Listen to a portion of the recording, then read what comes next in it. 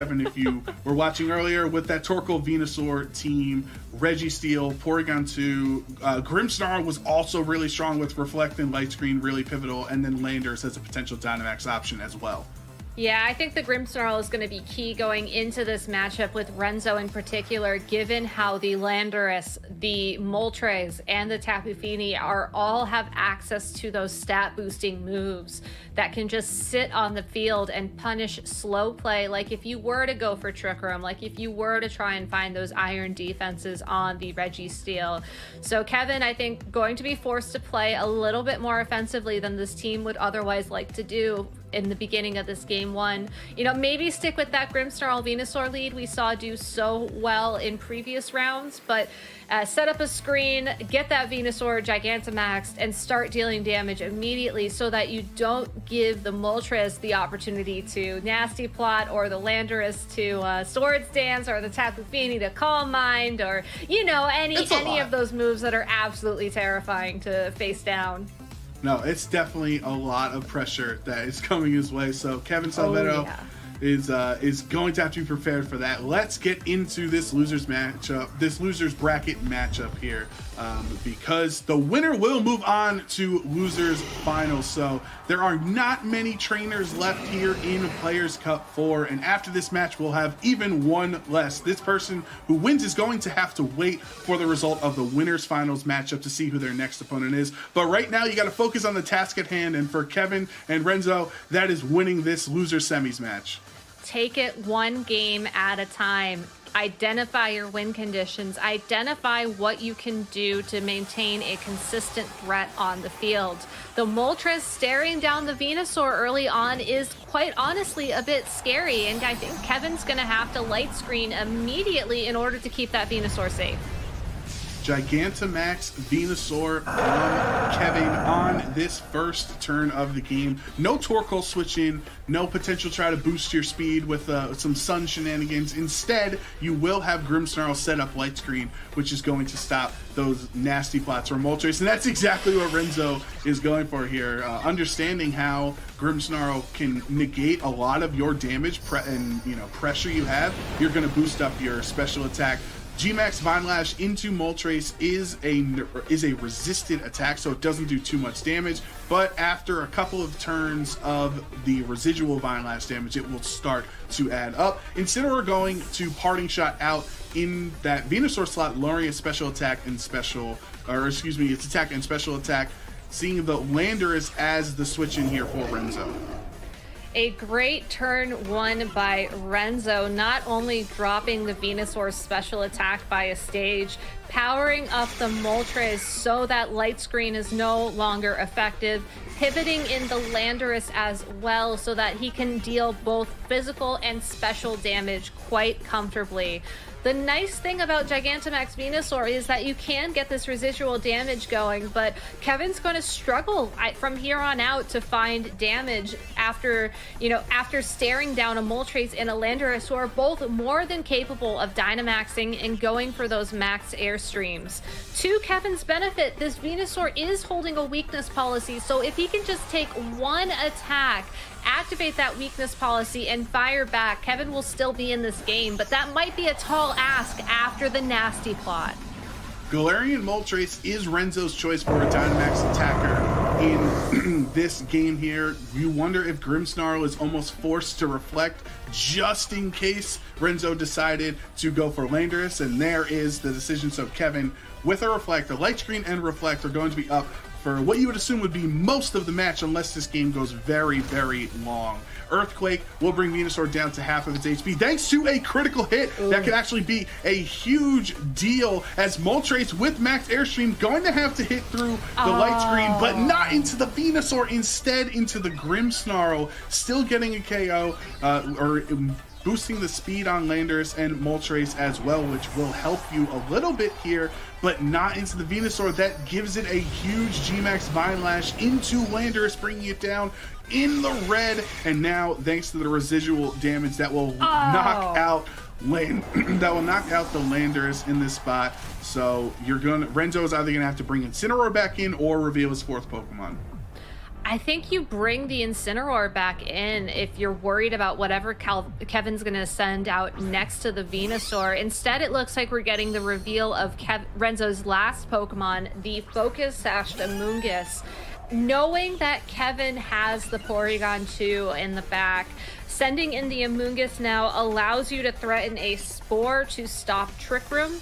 And honestly, if it is the Porygon 2 that Kevin brought, you have to assume the last Pokemon Kevin has is going to be that Torkoal, which will not struggle against Moltres or the Incineroar under Trick Room. So Renzo needs to put that Porygon 2 to sleep. He needs to find a way to stop Kevin from getting Trick Room up and, to ensure that he's able to carry on and win this game. As long as you keep the speed in your favor, you should be able to out-damage that Torkoal. It's just you have to be very careful. Kevin in a spot with his third turn of Dynamax, wanting to get wanting to use it effectively, and if Max Airstream goes into the Max Guard, that would be the case for it. But no, Renzo not falling for it. Instead, will go for Max Airstream into the Porygon 2, doing maybe around 40% damage to it. Remember, this is only a neutral Galarian Moltres because, effectively, I should say, because of the light screen on the field. So that Nasty Plot is helping, but not too much. Spore will put Porygon 2 to sleep, so whatever attack it wanted to go for this turn, it is not able to, as it had to take a little nap. Typically, Porygon 2 is faster than Amoonguss, so the fact that we saw Porygon 2 move last there confirms that the Porygon 2 was going for Trick Room, which means we can probably safely assume that the last Pokemon on Kevin's side of the field is going to be that Torkoal. Now that Trick Room is stopped, this poor Venusaur is really going to struggle to outspeed, but it's not Torkoal at all. It looks like it's actually going to be the Registeel. No Torkoal to be found on Kevin's end here in Game 1. Instead, Registeel is going to have to take this Max Darkness, bringing it down to almost half of its HP right away on switching. That is not the situation Kevin wanted to find himself in. And because there's no strong attack, this Pollen Puff is going to bring Moltres back up even healthier, as when you target your teammate with Pollen Puff, that's the adjustment that Renzo's Amoonguss has made or put into this set, is you can actually heal your teammate up when you target it, which is a pretty cool move and just makes Amoonguss an even better utility Pokemon. It does, and the confirmation of the Registeel as Kevin's last Pokemon makes Amoonguss really integral to Renzo's strategy through this endgame. Amoonguss is going to underspeed Registeel, assuming it's as slow as it can be. We've already seen it underspeed the Porygon 2, assuming that Porygon 2 is consistently going for Trick Room. That means that even if Kevin is able to twist the dimensions, Amoonguss is going to be able to punish him for that. And as of right now, neither of these Pokemon can deal the damage to remove Amoonguss from the field. Nasty Plot again out of Galarian Moltres. That's the second Nasty Plot it has used. And Pollen Puff from Amoonguss is saying, I got you back, buddy. Why don't you go back up to full HP? Because Registeel protected anyway, so you're not going to get attacked there. And Porygon is still asleep. So a very free turn for Renzo there to bring his Moltres up like it's never even been attacked at all at this point. You know, I'm actually starting to wonder, Joe, if this Amoonguss is actually faster than the Porygon 2, and the Porygon 2 hasn't been fishing to use Trick Room for these 3 sleep turns. I'm starting to wonder, maybe this is a faster Amoonguss, knowing that Renzo wants to rely on this Pollen Puff strategy. If Amoonguss is faster than something that could otherwise deal big damage, those faster heals are going to be huge. +4. Fiery Wrath through the light screen does not claim a knockout into either position, and now Spore into Registeel will put Registeel to sleep. Porygon finally wakes up and goes for Trick Room. So the fact that Amoonguss is now outsped the Registeel and the Porygon 2 as well leads me also to believe that this is a, potentially trained in some speed on the Amoonguss's end there, which is a nice adjustment out of Renzo. Honestly, I'm just very impressed with the Amoonguss's moveset and training in general from Renzo. Yeah, it's an Amoonguss that was built especially for this team, and Kevin's going to have to be very careful of that going into Game 2.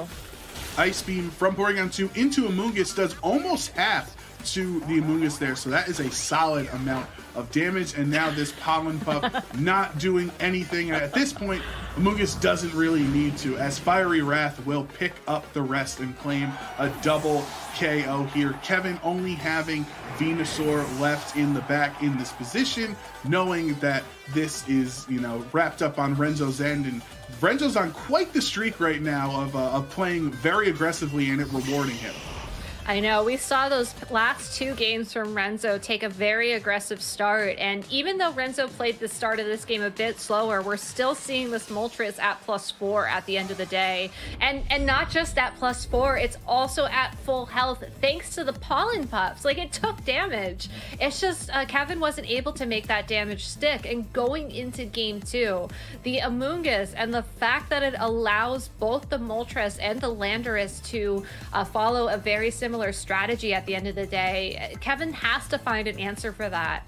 I like how he brought the Registeel, because Registeel is fantastic at slowing games down, but you need to keep the damage pressure not just on the attacking Pokemon. You need to keep the pressure on the Amoonguss as well, and Torkoal is quite frankly one of the only Pokemon on Kevin's team that can handle that right now. Yeah, I think not having Torkoal in that game was definitely a big factor. Of course, we have seen Registeel pull off some miracles throughout Players' Cup 4 at this point, some huge comebacks, but that was not the case here in Game 1. So in Game 2, as we hop into this matchup, will Kevin be able to force Game 3 and keep the hope alive for his region that he can move on to the losers finals, or is Renzo going to send him home packing and take that losers finals matchup for himself?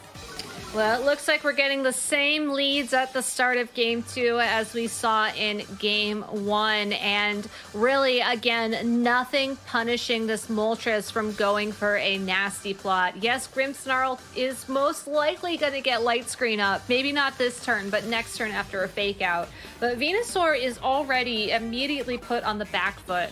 Unlike in Game 1, I think you don't prioritize getting the G-Max Vine Lash and setting up that residual damage. I think you have to boost your special defense via something like a Max Quake onto that Incineroar, so that when the Moltres does go on the offense, you're not put immediately on the back foot, regardless of if you have that light screen set up. That's a great point. I would love to see Max Quake as well, because not only is Grimmsnarl boosting or helping you out with Light Screen, but the Max Quake giving you special defense boosts. One, you're going to do super effective damage into the Incineroar slot anyway, but 2, it will really help you against this nasty plot boosting Galarian Moltres, which is exactly what Renzo went for again. Incineroar faking out the Grimmsnarl will stop a Light Screen from happening on this turn, but no, since there's no Dynamax, that means it's going to go into just a regular Galarian Moltres, still resisted, so not a lot of damage being done there, and no Max Quake, meaning I would expect Kevin thinks the Light Screen is more important with combination of Vine Lash than the Max Quake, Spidef boost is. At least for this turn, the Venusaur doesn't have to worry too much about the max airstream, because Grimmsnarl will be able to get the light screen set up. It's not like the Moltres is going to be able to outspeed a prankster Pokemon, or it's not like you're going to get flinched a second time. I think that the Max Quake, though, is important when it comes to ensuring that you can utilize your Dynamax effectively. That being said, we did see Venusaur take a max airstream from this point in full health after the nasty plot, after the Dynamax on the Moltres, after the light screen in Game 2, and we saw Kevin go for a Max Guard on the 3rd turn of Dynamax. So that is another possible strategy here, but I think you have to try and find a knockout though as well. You can't just let this Moltres get everything set up and rely consistently on stall, given that Renzo punished it pretty effectively throughout the entire tournament we've seen from him so far. Galarian Moltres will Dynamax here on this turn for Renzo, so now the Grimmsnarl is not faked out. It is able to Light Screen now for the next 8 turns. That is going to cut the special attacks in half, or the damage you would take from special attacks in half on your end, and that's still really strong considering Light Screen was up. That nasty plot was so pivotal for Galarian Moltres, as it does over half to Venusaur in his G-Max state, and now you have a weakness policy boost on the Venusaur, but it might not be able to use it because the Flare Blitz takes out Venusaur anyway before it can even move. So yeah, you get a weakness policy boost, but you also get knocked out before you can even take advantage of it, and Renzo is now in a commanding position to move on potentially. And that's why you had to have targeted that Incineroar turn 1 of this game. In game 1, Renzo did use Parting Shot at this point to switch the Incineroar out, but now that we're in game 2, Renzo realized I don't need to switch around because I can just take that knockout on the Venusaur and force my opponent to send out their next Pokemon. Given that Kevin has sent in the Porygon 2, it's most likely we're going to see another attempt at Trick Room from him, but the Incineroar wasn't the only Pokemon who could stop that on Renzo's team.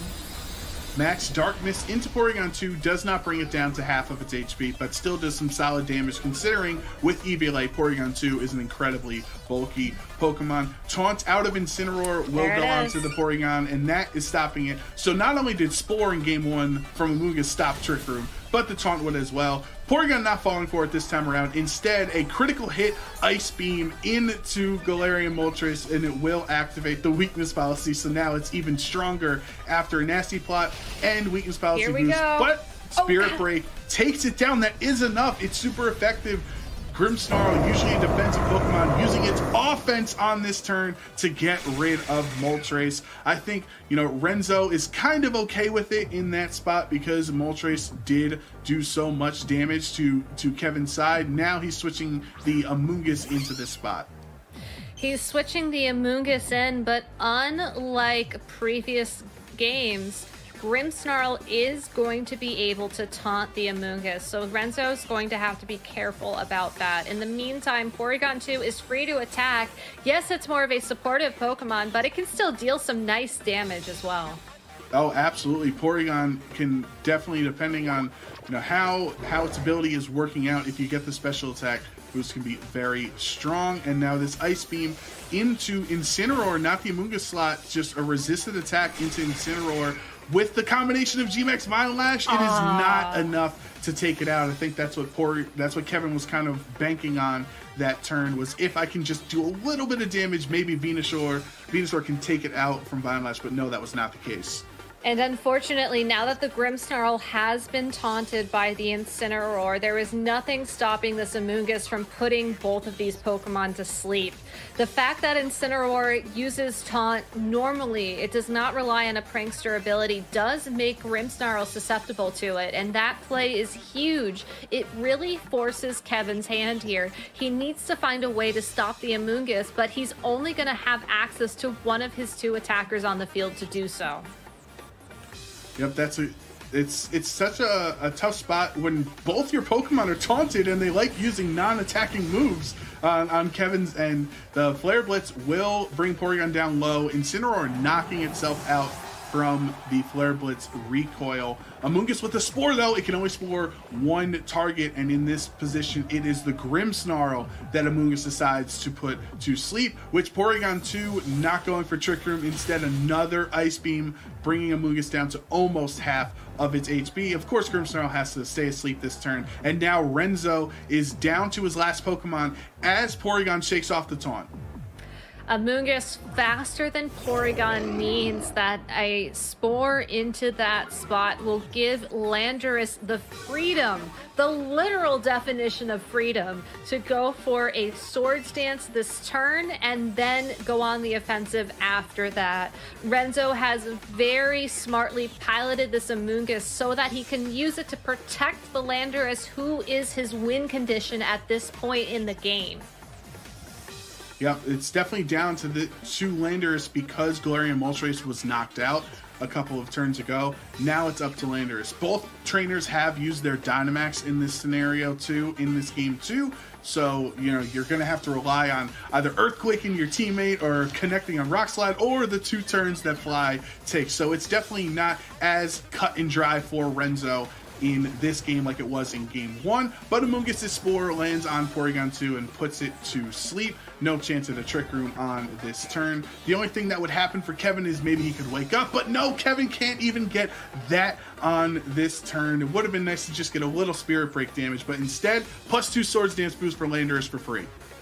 And now Landorus can use Earthquake, and Amoonguss can go for a Protect. And Kevin, what a tough spot to be in. If Grimmsnarl wakes up and uses Reflect, that'll certainly help with what other Pokemon you have left, but there's nothing stopping this Amoonguss from just going for yet another Spore next turn.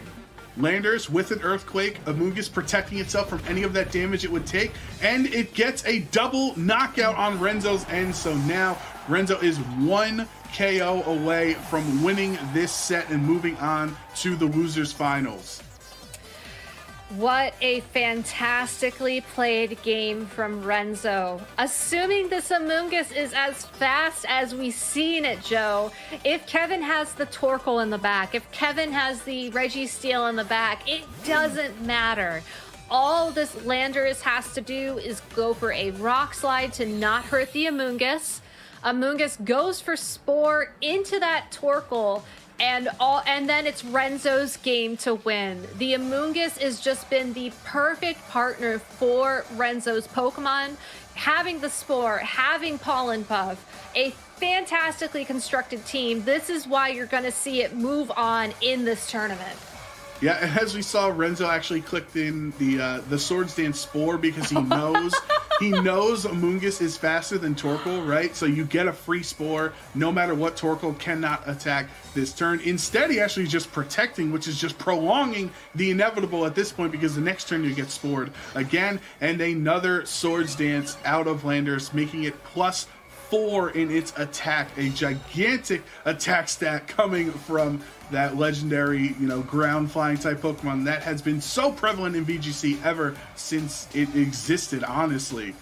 Yeah, the Protect on the Torkoal there at least put Renzo in a decision where he had to decide, do I Protect Earthquake, do I Rock Slide Spore? It looks like we're seeing the Protect Earthquake, but I don't see Torkoal taking this. Nope, definitely not. Torkoal goes down, and Renzo is speeding through this loser side bracket as his last 2 matches he has won 2-0, and Renzo Navarro will move on to Players Cup 4 losers finals here. Just absolutely congratulations, showcasing how offensive this team can be, and it can steamroll through your opponent if you are not able